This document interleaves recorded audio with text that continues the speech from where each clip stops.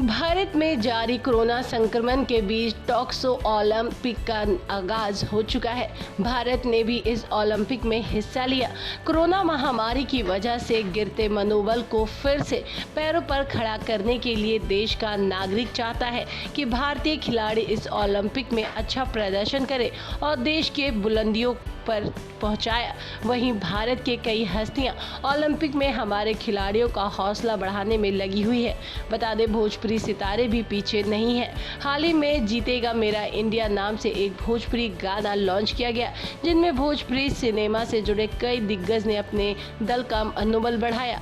20 जुलाई को BYRL भोजपुरी के YouTube channel पर जी हाँ जीतेगा मेरा इंडिया गाने को लॉन्च कर दिया गया है। गाने के टीजर को इतना अच्छा रिस्पांस मिला कि महज एक दिन में ही इस गाने को 1 मिलियन यानी कि 10 लाख से भी ज्यादा व्यूज मिले थे।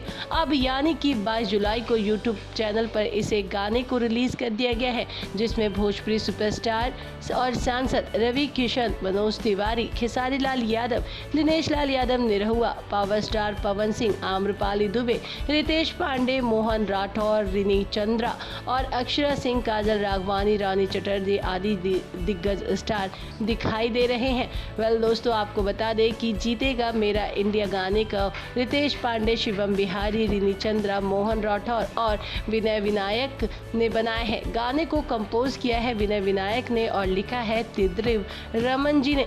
भोजपुरी सिनेमा को एक साथ देखकर लोगों को बहुत खुशी हो रही है और यही कारण है कि ये गाने के व्यूज लगातार यूट्यूब पर बढ़ते जा रहे हैं।